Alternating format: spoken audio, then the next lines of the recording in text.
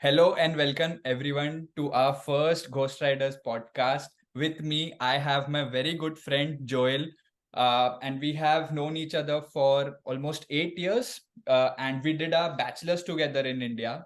So it's a pleasure having you, Joel. Thank you so much for joining Ghost Riders' first podcast.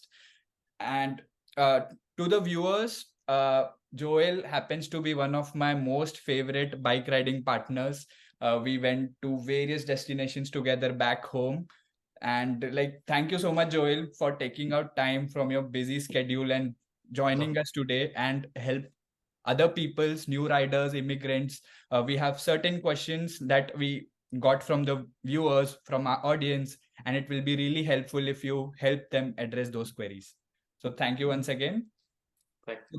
Joel, am I correct? Like it's been more than 2.5 years, right? That we went to a ride Been together. more than that, yeah. Oh, time changes. So there was a time, guys, wherein we used to hang out daily. We used to ride to certain places. So as I said, we did bachelors together. So it was one hell of a ride. But again, time changes. So Joel, Likewise, do you want to introduce yourself to our viewers on the biking community front? What has your attachment been to motorcycles? 100%. So, biking clubs actually are a great way to create an integral community for the ones who share the same passion.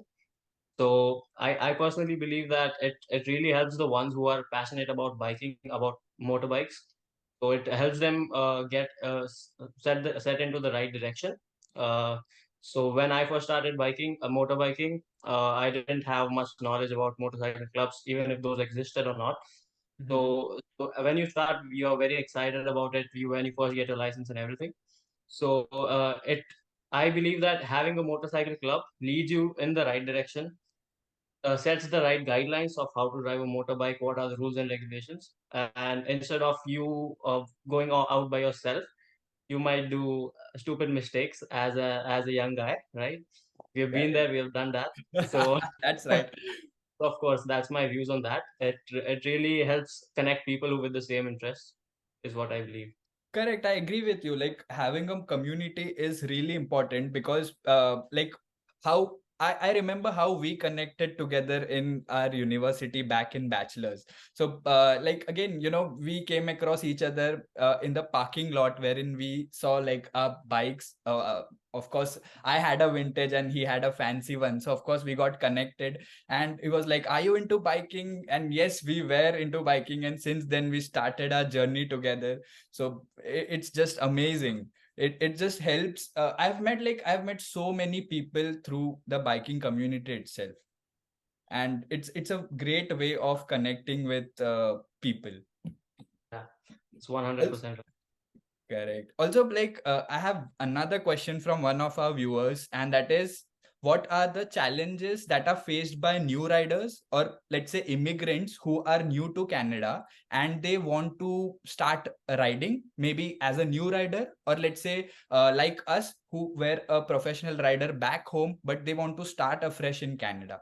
So, what are your suggestions to it? And what are the challenges that are faced? Why people tend to be like us. Like let's say for example, for our viewers, Joel has been in Canada for over 2 or 3 years, right now, I guess, or close to 3 years, yeah.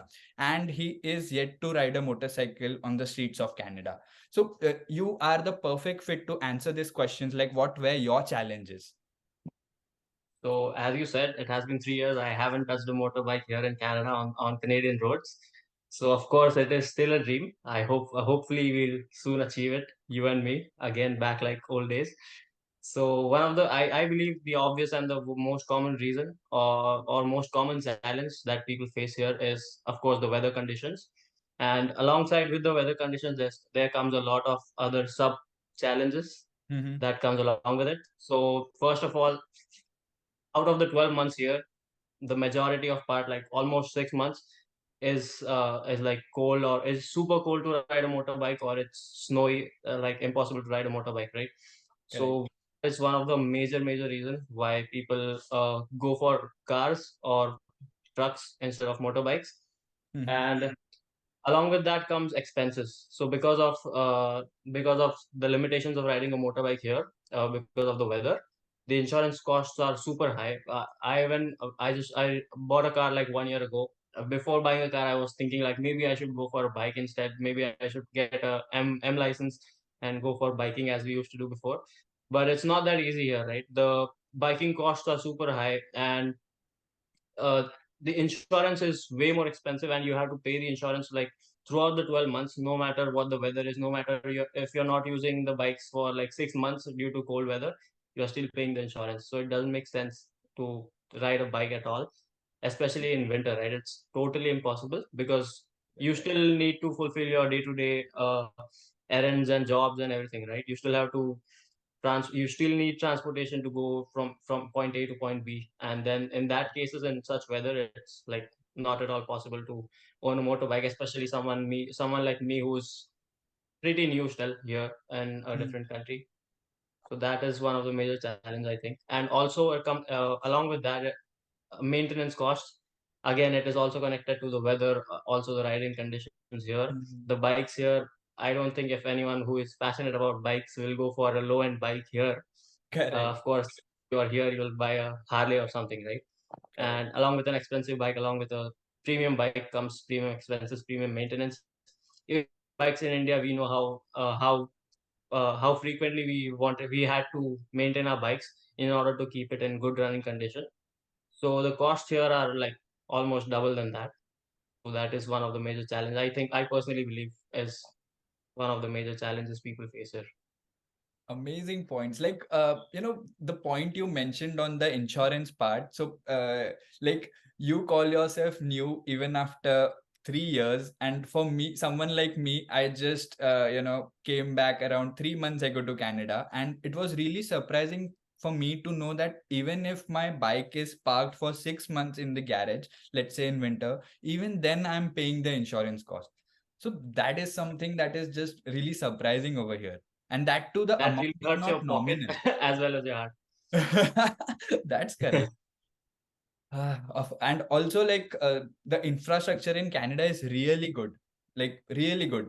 All the Roads roads. are so good. Like every time I'm outside, I see the road. All I think about is driving a bikes on these kinds of roads. They are Correct, so scenic and so beautiful. It correct. would be a different experience to have a bike here, have a So motor. yeah, and given the conditions of the road, uh, it doesn't make sense if we get a 400 cc bike over here. So of course, like, and to the viewers, there's a news coming that is me and Joel, we have planned to get a fancy bike. I'll get a sports. What about you? Naked sports? Not sure about that. Probably a sports one. Okay, You so we know my both choice in will sports get bike. a sports bike, summer 2025. Correct, Okay. because this is my first winter. I'll look around for the conditions, and I'm a student as well, so I'll be passing out next year, August. And when I pass out again, I'll see the fall and winter. So no chance of buying bike again after 2024 August. So probably 25 summer looks great. And fingers crossed, we both will be in a podcast with our bikes. Percent. Point. Hopefully. Amazing, amazing. So, I won't take much of your time. And as I told you, this podcast will be a really short one since this is also the opening podcast. So, I have my one final question for you. That is, if you remember the biking community that we had back home, like back in India. So there was some flexibility and eligibility, allowances on our bike. So for the viewers who don't know, there are different clubs who allow only certain, model makes, such as Harley Davidson group. So if you have a Harley, then only you can join those community. And so on. It goes for Ducati, it goes for Royal Enfield over there. So do you think, Joel, this is something we can change in Canada? Because even when I browsed online, I see these sort of clubs wherein only if you have that particular bike, then only you can join the community. Do you think we can change that in Canada in our Ghost Riders Club? That is an excellent question actually, because I have researched a lot about motorcycle clubs here. There are a lot of clubs that require you to have a Harley Davidson or a certain powered engine like 1000 cc's plus or 1200 plus or 800 plus, whatever it is, right? Mm-hmm. And of course, if you have a powerful engine like that, it will be an expensive bike. It will not be easy to afford such a bike. So it becomes really hard for the ones who go for like a vintage bike, because they are low powered engine, like not as low, but still lower than the eligibility of these clubs, right? So of course that is one of the eligibilities that the motorcycle clubs here require. Mm-hmm. Of course, our signature thing for our motorcycle club, our Ghost Riders Motorcycle Club, was that we never had any eligibilities or criterias to be accepted in a club, because we only look for passion. Only thing we look for was that if you have a motorbike, if it is well maintained, if it is in a reputable condition, no matter which one you own, no matter what power does it has, how many cylinders, whatever it is, we'll take you in. If we see that your bike is maintained, well maintained, if we see that you have that respect for your motorbike, we'll let you in. That was our VPI, right? So of course, I think we can still implement it here. There will be if there's a will, there's a way out here, of course. So we can figure out various methods, like we can rent out bikes if that's what we can do. We can I've seen a lot of people having vintage bikes, like dirt bikes and those kinds of stuff. Motorbike is a motorbike, right? So Correct. we can of course start a club with everyone, whoever is interested can join the club. We can set up events and meetups and like displays and all sorts of stuff. So of course we can do that as well here.